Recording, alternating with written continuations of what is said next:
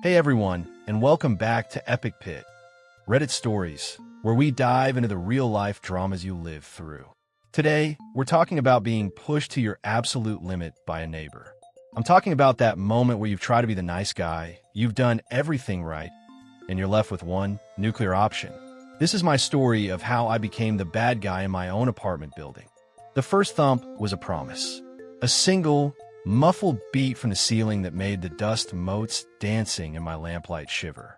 It was a little after 7. I glanced up from my book, a worn-out copy of a thriller I'd been trying to finish for weeks, and smiled faintly. Maya, my upstairs neighbor, had mentioned it this afternoon. I'd been taking out the trash when she'd bounded down the steps, her face lit with a kind of eager anxiety.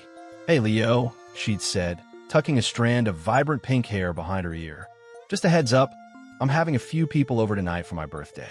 Nothing crazy. Hopefully, we won't be too loud." She'd said it with a hopeful wince, the way a kid promises they'll clean their room. Maya was 22, maybe 23, all sharp angles and bright colors, new to the city and working some graphic design job that seemed to involve a lot of coffee and late nights.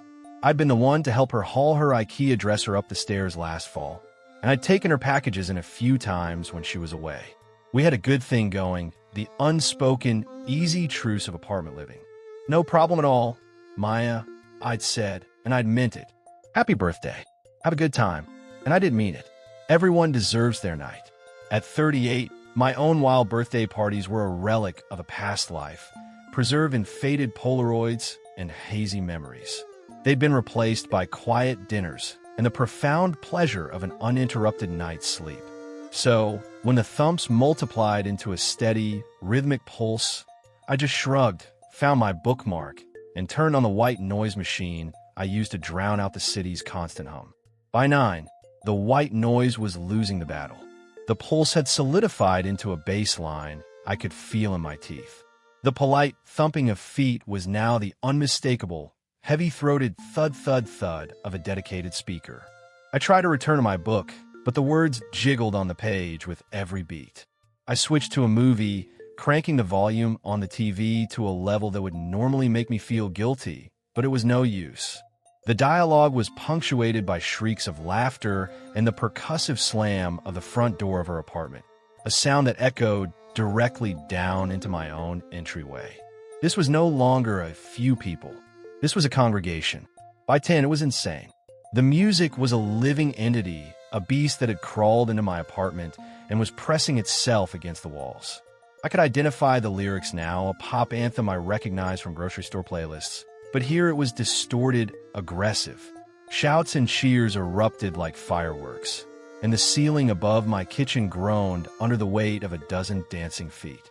Then came the sound I'd been dreading, the sharp, explosive shatter of glass in the hallway, followed by a collective hooah and a fit of giggles. Someone had dropped a bottle. My hallway. Our hallway. Enough was enough. I picked up my phone, the screen glaringly bright in my dark living room. "Hey Maya, happy birthday again. The music is getting a little intense down here. Any chance you could turn the bass down a notch?" "Thanks." I hit send. I watched the little text bubble morph into red. And then nothing.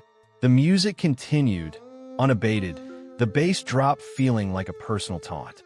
An hour crawled by. It was now past 11.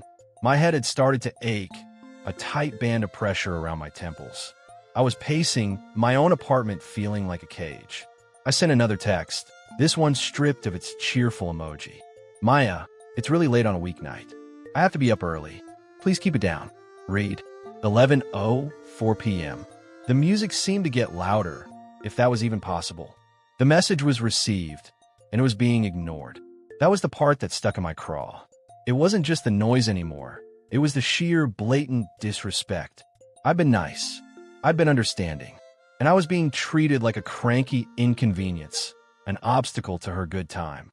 I felt a hot flush of anger, mixed with a strange, hollow feeling of powerlessness. This was my home, and it had been invaded. Midnight came and went. The party raged on. Laughter turned into slurred shouting. I lay in bed, staring at the ceiling, which was now vibrating with such energy I half expected the popcorn texture to snow down on me.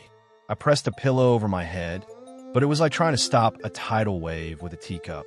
Every slammed door was a jolt to my nervous system. Every burst of laughter felt like a personal insult. At 1:07 a.m., something in me broke. The fatigue, the headache, the simmering anger of being so blatantly disregarded. It all coalesced into a cold, clear resolution. This wasn't about being a good neighbor anymore. This was about reclaiming a fundamental right to peace in my own home. I didn't text again. I Googled the non-emergency line for the local precinct. My finger hovered over the call button for a moment, a pang of guilt striking me.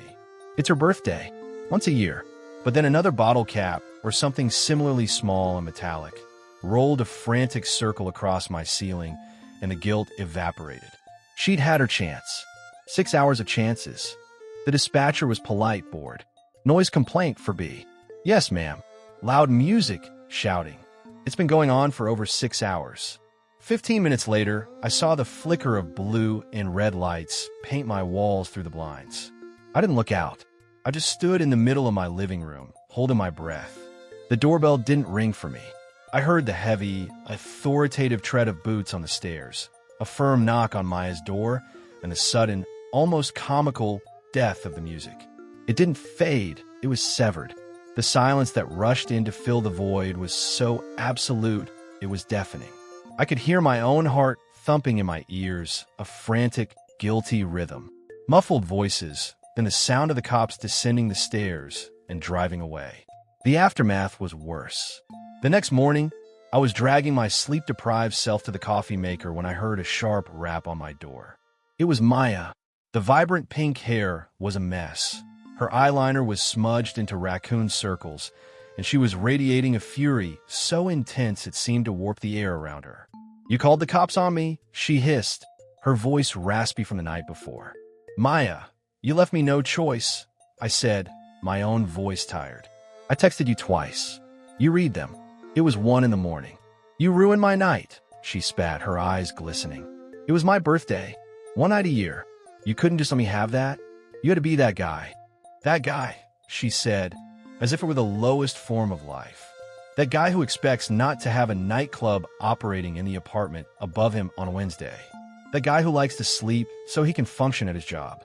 She stormed off before I could formulate a response. The social fallout was swift and subtle. That afternoon, I saw Mrs. Gable from 3A in the laundry room.